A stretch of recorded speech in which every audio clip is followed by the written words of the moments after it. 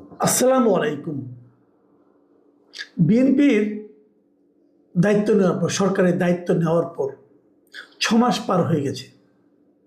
এর মধ্যে সরকারের পক্ষ থেকে তারা বেশ ঘটা করে প্রেস কনফারেন্স করেছে এবং করে দাবি করেছে যে বিএনপি নাকি তাদের নির্বাচনী অঙ্গীকারের যা ছিল তার অধিকাংশ নাকি 6 মাসে বাস্তবায়ন করে ফেলেছে। তো এটা নিয়ে নানা আলোচনা হচ্ছে। আমি নিজেও বেশ কিছু বলেছি, অনেক কিছু। তো একটা বিষয় নিয়ে আমার কাছে মনে হয় যে আমি বিদ্যুৎ নিয়ে বলেছি, গ্যাস নিয়ে বলেছি, তারপর স্বাস্থ্য খাত নিয়ে কথা বলেছি। আজকে আমি একটা বিষয় নিয়ে একটু কথা বলতে চাই, যেটা নাকি সমস্ত কিছুর সমস্যার মূলে রয়েছে। এই সমস্যাটা সেটা হলো দলীয়করণ। সর্বস্তরে দলীয়করণটা কী পর্যায়ে স্থান পেয়েছে সেটা নিয়ে একটু কথা বলবো আমি। তার আগে আমি একটু রিজভী আহমেদ সাহেবের কথা বলতে চাই। এই রুহুল কবির রিজভী আহমেদ, উনি খুবই পাওয়ারফুল লোক। এখন জানি আবার বিএনপির স্থায়ী কমিটিরও সদস্য হয়েছেন উনি অতি সম্প্রতি। তিনি একটা কথা বলেছেন। তিনি বলেছেন যে বিএনপি তাদের এই প্রথম 6 মাসে সরকারের অধিকাংশ নির্বাচনী অঙ্গীকার ও কর্মসূচি বাস্তবায়ন করেছে। তো এই যে ওনারা কথাবার্তা বলেন, এই কথাবার্তাগুলো আমাদের সাধারণ মানুষ, জনগণ কি ভাবে, জনগণের যে ভাবনা, জনগণের যে মূল্যায়ন, তার সঙ্গে কতটুকু মেলে, এটা নিয়ে আমি একটা জরিপের কথা বলবো আজকে। আমার জরিপটা আপনারা বলবেন যে আমার জরিপের সব বিরোধী লোকেরা এসে ভর করে, আমার যে জরিপ আজকে বাদ। আজকে আমি এই জরিপটা দিচ্ছি যুগান্তর থেকে। যুগান্তর পত্রিকায় একটা জরিপ করেছে রিসেন্টলি 16 তারিখে। সেখানে ওনারা এই প্রশ্নটাই করেছেন। ওনারা প্রশ্ন করেছেন যে বিএনপির স্থায়ী কমিটির সদস্য রুহুল কবির রিজভী বলেছেন 6 মাসে সরকারের অধিকাংশ নির্বাচনী অঙ্গীকার ও কর্মসূচি বাস্তবায়ন হয়েছে। আপনিও কি তাই মনে করেন? এই ছিল প্রশ্ন। হ্যাঁ বলেছে 13% মানুষ। মাত্র 13% লোক বলেছে যে তারা মনে করে অধিকাংশে বাস্তবায়ন করেছে। আর 85% মানুষ বলেছে যে না, তারা তাদের অঙ্গীকার বাস্তবায়ন করতে পারেনি। আর 1% মানুষ কোনো মন্তব্য করতে চায়নি। দেখুন, খেয়াল করে দেখুন। তার মানে উনি যেটা বলছেন, দেশের অধিকাংশ মানুষ, অন্ততপক্ষে যুগান্তরের যারা পাঠক, অধিকাংশ পাঠক এটাকে না বলেছে, যে তারা সেটা বাস্তবায়ন করতে পারেনি। তাহলে রুহুল কবির রিজভী সাহেবের কথা আমরা কতটুকু আস্থা রাখবো? দেখুন, আমি বলছিলাম দলীয়করণ নিয়ে কথা বলবো। এই কয়েকদিন আগে, দুদিন আগে, এই দলীয়করণ নিয়ে একটা প্রশ্ন উঠেছিল। রুহুল কবির রিজভী সাহেব বলেছিলেন যে তারা কিছু কিছু ক্ষেত্রে দলের লোককে বসিয়েছেন, কারণ একটা দলীয় সরকার ক্ষমতায় এসেছে, তাদের দায়িত্ব দলীয় আদর্শের মাধ্যমে দেশটাকে গড়ে তোলা, যে কারণে এটা কোনো অন্যায় কাজ না, এটা হতেই পারে। তার মানে উনি দলীয়করণের পক্ষে সাফাই গিয়েছেন। আচ্ছা, আমার কথা হলো, হতে পারে আপনাদের এটা পলিসি হোক, আমার কোনো বক্তব্য নাই, আপনাদের পলিসি আপনারা বুঝবেন। কিন্তু আমার কথা হলো, যদি এটাই আপনাদের পলিসি হয়, তাহলে আপনাদের যে রাষ্ট্র সংস্কারের জন্য যে আপনাদের ঘোষিত 31 দফা এবং নির্বাচনের সময় আপনারা যে ইশতেহার ঘোষণা করেছেন, সেখানে আপনারা কি বলেছেন? এই 31 দফার 9ম দফায় আপনারা বলেছেন যে রাষ্ট্রের সব সাংবিধানিক, আইনগত ও স্বায়ত্তশাসিত প্রতিষ্ঠানকে দলীয়করণের প্রভাব মুক্ত করে স্বচ্ছ ও জবাবদিহিমূলক প্রতিষ্ঠানে রূপান্তরিত করা হবে, বলেন নাই? তো জনগণের কাছে যে অঙ্গীকার করেছেন আপনারা, লিখিত অঙ্গীকার, সে অঙ্গীকার অর্থহীন। দেখুন, এই যে এই কথাটা কিন্তু দুদিন আগেও, মানে জাস্ট গত মঙ্গলবার, আপনাদের প্রধানমন্ত্রী, আমাদের প্রধানমন্ত্রী, বিএনপির নেতা, চেয়ারম্যান জনাব তারেক রহমান সাহেব, উনিও কিন্তু একই কথা বলেছেন যে মেধা ও দক্ষতার ভিত্তিতে জনবান্ধব প্রশাসন গড়ে তোলা হবে। সৎ ও দক্ষ কর্মকর্তাদের আরও বেশি কাজের সুযোগ দিতে চাই। তো এখানে কিন্তু উনি বলেন নাই যে দলীয় বিবেচনায় নিয়োগ দেওয়া হবে। উনি কিন্তু বলেন নাই যে অতীতে যারা নাকি দলের জন্য অনেক খেটেছে, তার যোগ্যতা থাক বা না থাক, তাকে আমরা নিয়োগ করব, তা কিন্তু উনি বলেন নাই। কিন্তু করেছেনটা কি? মানে ওনার সরকার করছেনটা কি? এগুলি উনি জানেন, আমি জানি না উনি জানেন কি না। আমার কেন যেন সন্দেহ হয় এই বিষয়গুলো ওনার জানা আছে কিনা। দেখুন, আমরা যদি দলীয় হিসাব নিকেশ বলি, আগেগুলি বাদ দেন, এই যে দক্ষতা যোগ্যতার কথা বলা হচ্ছে, মেধা দক্ষতা দেখা হচ্ছে, আচ্ছা বলুন তো আপনি আমাকে একটা জিনিস বলেন, আমি কয়েকটা পদের নাম বলি। বাংলাদেশ বন শিল্প উন্নয়ন কর্পোরেশনের চেয়ারম্যান করা হয়েছে রাজশাহীর সাবেক যে মেয়র ছিল মোসাদ্দেক হোসেন বুলবুল, তাকে। তো বনশিল্প উন্নয়নের ক্ষেত্রে ওনার দক্ষতা অভিজ্ঞতা কি? উনি কি কোনো প্রতিযোগিতামূলক পরীক্ষার মাধ্যমে এখানে এসেছেন? আবার দেখুন, অভ্যন্তরীণ নৌ পরিবহন কর্পোরেশনের বিআইডব্লিউটিসি চেয়ারম্যান করা হয়েছে বিএনপির সহ ধর্ম বিষয়ক সম্পাদক আব্দুল বারীকে। উনি সহ ধর্ম বিষয়ক, মানে পানি বিষয়ক না, ধর্ম বিষয়ক, তাকে অভ্যন্তরীণ নৌ পরিবহন কর্পোরেশনের চেয়ারম্যান করা হয়েছে।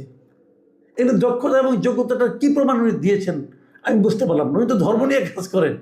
আচ্ছা, তাঁত বোর্ডের চেয়ারম্যান করছে জাকির হোসেনকে, তিনি হলো যুবদলের সাবেক কেন্দ্রীয় সহসভাপতি। জলবায়ু পরিবর্তন ট্রাস্টের এমডি করছেন কাজী রওনকুল ইসলামকে। তারপরে আপনার জুট কর্পোরেশনের চেয়ারম্যান করছেন মামুন হাসানকে, উনি জাতীয় বিএনপি জাতীয় নির্বাহী কমিটির। মানে এই যে বিষয়গুলো ভাই, এগুলি কিছুই না, এগুলো দলে বিভিন্ন সময় ভূমিকা রেখেছেন। এরকম 11 জনকে একই দিনে বিভিন্ন গুরুত্বপূর্ণ কর্পোরেশনে চেয়ারম্যান অথবা এমডি পদে নিয়োগ করা হয়েছে। তাহলে আপনারা তো দলীয়করণের বিপক্ষে আপনাদের 31 দফায় বলেছেন, আপনাদের ম্যানিফেস্টোতে বলেছেন, তাহলে আপনারা তো কথাগুলো রাখছেন না। আপনার প্রধানমন্ত্রী বলতেছে যে দলীয়করণ করবেন না, উনি তাহলে করছেন কেন আপনারা? দেখুন, একদম সরকার দায়িত্ব নেওয়ার পরেই 11টা সিটি কর্পোরেশনে প্রশাসক যারা ছিল তাদেরকে সরিয়ে, সরকারি প্রশাসক ছিল আগে, সাধারণত সেটাই থাকে, কোনো আপনার এই সময় সেক্রেটারি লেভেলে কারো একজন প্রশাসক বানানো হয় যে খণ্ডকালীন সময়ের জন্য। সেখানে আপনারা আপনাদের দলীয় লোককে বসিয়েছেন প্রত্যেকটা জায়গায়, দল করে কাজে তাকে বসাতে হবে। তারপরে জেলা প্রশাসন, জেলা পরিষদগুলিতে প্রত্যেকটা জেলা পরিষদে আপনারা আপনাদের দলীয় লোককে বসিয়েছেন। তাদের একমাত্র যোগ্যতা, তারা দীর্ঘদিন ধরে বিএনপি করে, অনেক ত্যাগ তিতিক্ষা তাদের আছে দলের জন্য। অতএব তাদেরকে এরকম একটা লাভজনক পদে বসিয়ে দিতে হবে যাতে তারা মাল পানি কামাতে পারে। তাহলে কি হলো? আপনাদের কথা এবং কাজের তো মিল থাকছে না। এবং কেবল তাই না, দলীয় যে প্রভাবটা, প্রশাসনের উপর দলীয় প্রভাব, এটা কিন্তু সারা দেশে এখন ছড়িয়ে পড়েছে। সারা দেশে প্রত্যেকটা থানায়, উপজেলায়, জেলায় দলের বিএনপির লোকজন যা বলবে তাই করতে হবে, না হলে আপনার চাকরি থাকবে না, না হলে আপনাকে বদলি করে দেওয়া হবে। এখন কে চায় বদলি হতে? কে চায় তাকে এখান থেকে সরিয়ে নেওয়া হোক? কোনো আমলা কি চায়? কোনো প্রশাসনিক কর্মকর্তা চায়? চায় না তো রে ভাই। উদাহরণ দিচ্ছি আপনার, ছোট্ট উদাহরণ, এই নাটোরের উদাহরণটা আপনারা দেখেন।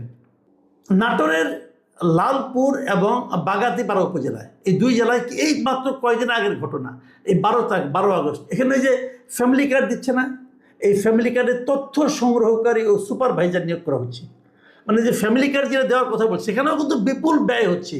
কেবল তথ্য সংগ্রহ করতে যে কত কোটি টাকা খরচ হচ্ছে সেই হিসাব তো অলরেডি এসে গেছে। তো ওটা নিয়ে আজকে আমি বেশি কথা বলতে চাই না।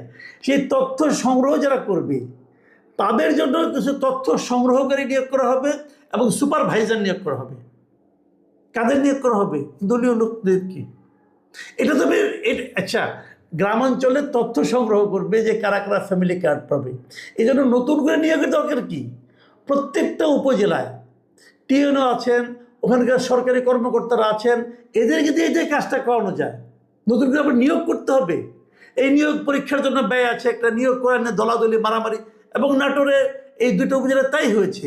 সেখানে 12 তারিখে যখন নাকি সেই নিয়োগের ফল বের করা হয়েছে, তখন সেটা নিয়ে বিএনপির দলীয় লোক যারা আছে তারা অসন্তোষ প্রকাশ করেছে। এবং অসন্তোষ প্রকাশ করে এই দুটো উপজেলায় তারা ইউনো কার্যালয়ে হামলা চালাইছে, ভাঙচুর করছে এবং সেখানকার সরকারি কর্মকর্তা কর্মচারীদেরকে লাঞ্ছিত করছে, বিএনপি লোকরা করছে। এবং করার পর এই ঘটনার প্রায় 5-6 দিন পরে, 5 দিন পরে 17 তারিখে লালপুর থানা উপজেলা নির্বাহী কর্মকর্তার প্রশাসনিক কর্মকর্তা মোহাম্মদ, একজন ওই উপজেলার প্রশাসনিক কর্মকর্তা মোহাম্মদ মাসুদ রানা, আবু মাসুদ রানা, এবং বাগতিবির উপজেলার যিনি প্রশাসনিক কর্মকর্তা আছেন ইউএনওর, মোহাম্মদ শুক্র আলী, এর দুইজন বাদী হয়ে নিজ নিজ থানায় দুইটা এজাহার করছেন। বুঝতে পারছেন, যেহেতু উপজেলার পর্যায়ে একই ফরম্যাটে তারা একই দিনে এজাহার করেছেন, এই দুইটা এজাহারে সরকারি দলের 25 জন নেতাকর্মীর নাম উল্লেখ করা হয়েছে এবং অজ্ঞাতনামা আরও 140 থেকে 200 জনের মতো লোককে আসামি করা হয়েছে। তো দুটো থানা যখন একসঙ্গে হয়েছে, বোঝা যাচ্ছে যে জেলা প্রশাসকের অনুমতি নিয়ে তারা এই কাজটা করেছে। এবং যেই দিন এই ঘটনাটা প্রকাশ হয়ে গেছে, মিডিয়ায় চলে আসছে, যেই দিন এই মামলার ঘটনাটা, তার ঠিক কয়েক ঘন্টার মধ্যে লালপুরের ইউএনও তাকে বদলি করা হয়েছে এবং ওই নাটোরে যিনি ডিসি আছেন আসমা শাহিন, তাকে ওখান থেকে প্রত্যাহার করে জনপ্রশাসন মন্ত্রণালয়ে নিয়ে আসা হয়েছে। তাদের হয়তো অন্য কোথাও নিয়োগ দেওয়া হবে, অন্য কোথাও বদলি করা হবে, কিছু একটা করা হবে। কিন্তু বিষয়টা প্রকাশিত হওয়ার কয়েক ঘন্টার মধ্যে এই তড়িৎ যে দুজনের বিরুদ্ধে অ্যাকশন নেওয়া, এটা কি প্রমাণ করে? এটা কি ইন্ডিকেশন দেয়? এটা কি বার্তা দেয়? প্রশাসনের কর্মকর্তাদের প্রতি কি বার্তা দেয়? যে বিএনপির লোকজনের বিরুদ্ধে কোনো কিছু বলা যাবে না, তারা যদি তোমাদেরকে মারে, মার খাবে, কথা বলতে পারবে না, শব্দ করতে পারবে না, মামলা তো দূরে থাক, শব্দও করতে পারবে না। তো এই যে দলীয় লোকদেরকে যে আপনি উস্কে দিচ্ছেন, আশকারা দিচ্ছেন, প্রশাসন বলতে আর কিছু থাকবে? কিছু থাকবে বলেন? যদি সেখানে ওই পরীক্ষায় যদি অনিয়ম হয়ে থাকে, সে অনিয়মের ব্যাপারে তারা লিখিত অভিযোগ জানাতে পারে ডিসিকে, অথবা ডিসি যেটা আপনি মামলা বন্ধ করতে পারেন রে ভাই। আপনি গায়ে হাত তুলেছেন, ইউএনও অফিস ভাঙচুর, সরকারি একটা অফিসকে ভাঙচুর করেছেন, কিন্তু আলটিমেটলি তাদের পক্ষে কিন্তু সরকার ভূমিকা নিল। এই যে ঘটনাগুলো, এগুলো কি দলীয়করণকে আরও বেশি উস্কে দেবে না? যে কাজটার জন্য আমরা আওয়ামী সরকারের সমালোচনা করতাম, সেই কাজটা আওয়ামী সরকার যে কাজটা শেষ দিকে এসে করেছে বলে আমার মনে হয়, অন্তত 5 বছর তো তারা খুব বেশি একটা করে নাই, 5 বছর পরের থেকে তারা করা শুরু করেছে এবং পরে বেপরোয়া হয়ে গিয়েছিল, যে কারণে সেই সরকারের পতন হলো। সেই কাজটাই তাদের চেয়েও বেগে, তাদের চেয়েও দ্রুত বেগে 6 মাসের মধ্যে শুরু করে দিয়েছেন। আবার যেটা এই সরকারের ঘোষিত 31 দফার মধ্যেও নাই, ঘোষিত ইশতেহারের মধ্যেও নাই, এমনকি প্রধানমন্ত্রীর প্রত্যেকটা বক্তৃতার মধ্যে নাই। দেখুন দেখুন দলীয়করণটা কি পর্যায়ে আছে বিশ্ববিদ্যালয়ে। এই 6 মাসে 28টা বিশ্ববিদ্যালয়ের নতুন উপাচার্য নিয়োগ করা হয়েছে এবং এই প্রত্যেকজন উপাচার্য বিএনপির দলীয় শিক্ষক, মানে যে সাদা দল একটা আছে সেই দলের শিক্ষক। দেখুন এমন উপাচার্য নিয়োগ করা হয়েছে, একটা বিজ্ঞান ও প্রযুক্তি বিশ্ববিদ্যালয়ের উপাচার্য হচ্ছে আরবি বিভাগের শিক্ষক, সমাজ কল্যাণ বিভাগের আরেকটা হয়েছে। এরকম কয়েকটা সায়েন্স অ্যান্ড টেকনোলজি ইউনিভার্সিটি আমি দেখেছি, যেগুলো উপাচার্য হয়েছে সায়েন্সের সঙ্গে তার কোনো সম্পর্কই নাই। আপনি হয়তো বলবেন না কি সমস্যাটা কি, উপাচার্য তো একটা প্রশাসনিক পদ, যে কেউ নিয়োগ হতেই পারে, হতে পারে, আমি অস্বীকার করছি না। কিন্তু আমার কথা হলো কি, এটা যদি একটা আপনার সায়েন্স বিষয়ক এবং সায়েন্স এবং টেকনোলজি বিষয়ক বিশ্ববিদ্যালয় হয়, সায়েন্স এবং টেকনোলজি বিষয়ক শিক্ষকের অভাব আছে। ধরেন বিএনপি মনোভাবাপন্ন, ওকে, বিএনপি মনোভাবাপন্ন লোকের যে অভাব আছে, আপনাকে আরবি বিভাগের শিক্ষক ওই কলেজে ওই ইউনিভার্সিটিতে ভিসি নিয়োগ করতে হবে, তাকে অন্য ইউনিভার্সিটি, তাকে কোনো জেনারেল ইউনিভার্সিটিতে ভিসি নিয়োগ করেন। আপনার লোক যখন, তাকে নিয়োগ করতেই হবে, করেন। এগুলো আসলে হয়েছে কি, প্রত্যেকটা ঘটনা, এই যে বিশ্ববিদ্যালয়ের শিক্ষক নিয়োগ বলেন, এই যে বিভিন্ন কর্পোরেশনের এমডি অথবা চেয়ারম্যান নিয়োগ বলেন, এগুলো এক একজন ইজারা নেয়। দলের এক একজন বড় বড় ব্যক্তিরা তারা ইজারা নেন, তোমাদেরকে নিয়োগ দিব, তোমরা লুটপাট করে খাবে, আমাকে কত দিবে সেটা বলো।